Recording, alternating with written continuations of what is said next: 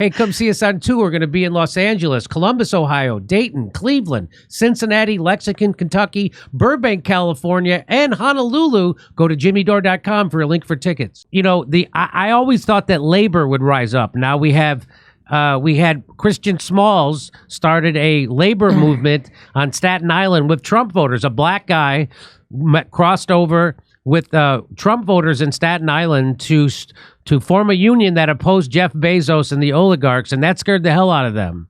So now they've been trying to go after Christian Smalls, and he's been out of the country a lot.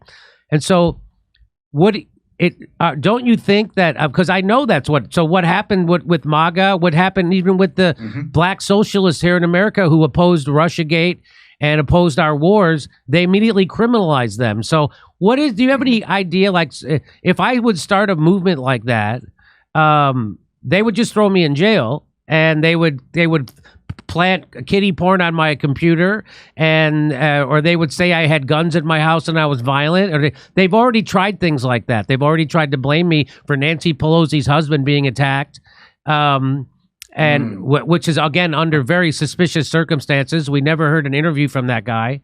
But they did try to, the FBI, through their minions in the press, tried to blame me for that.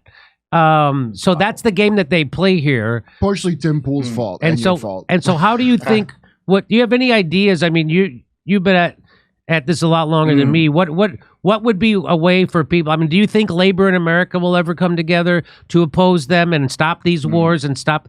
I mean, they killed John F. Kennedy because he wanted to get rid of the CIA, and every president ever since then has got their mind right. And so, I'll stop there and I'll just throw it back to you, and you take it wherever you want. I have no doubt, Jimmy, that someone like you is aware of the rich history of protest in the U.S. Going back to the 19th century. Labor movement was very strong, and what many Americans don't realize today is that labor movement was even supported by the Republicans in the 19th century.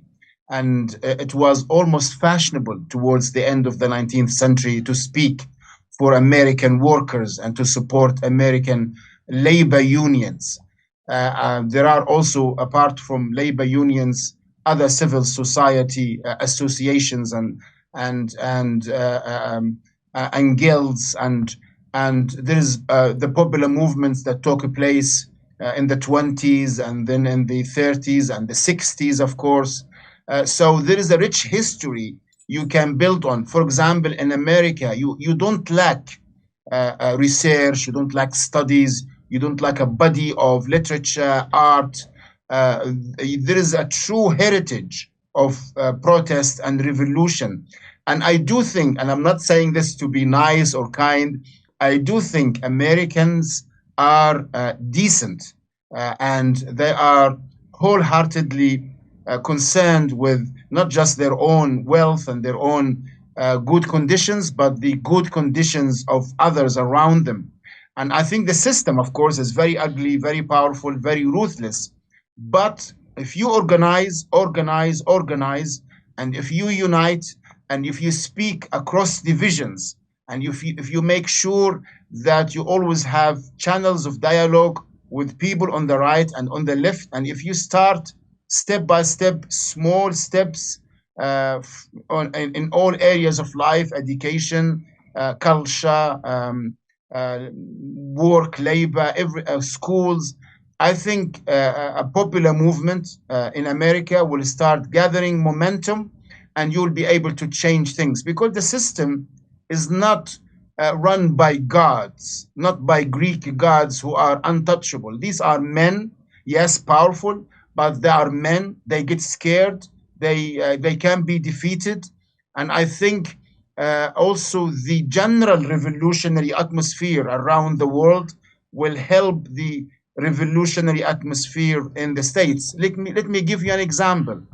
Very poor and structurally weak countries in West Africa, such as Burkina Faso, Mali, and Niger. These are very poor, very structurally weak countries. And yet, in the last year, they stood up, they kicked the French troops out of their lands. They are now in the process of kicking the American troops out of their land. Just 2 days ago, the Nigerian government told the American government that they need to shut down their air base in the north of the country, which is the biggest base, by the way, in all of Africa, and that the 650 American soldiers need to leave soon. So these are very small countries standing up to the might of the US and the might of NATO. People in America can do that against their system of oppression.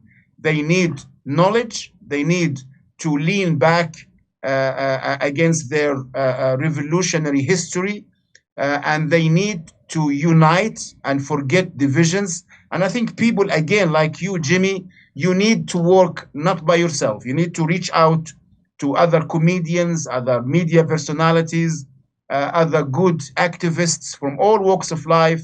Give them the chance to speak, give them the chance to organize. And in time, things will change, I promise you.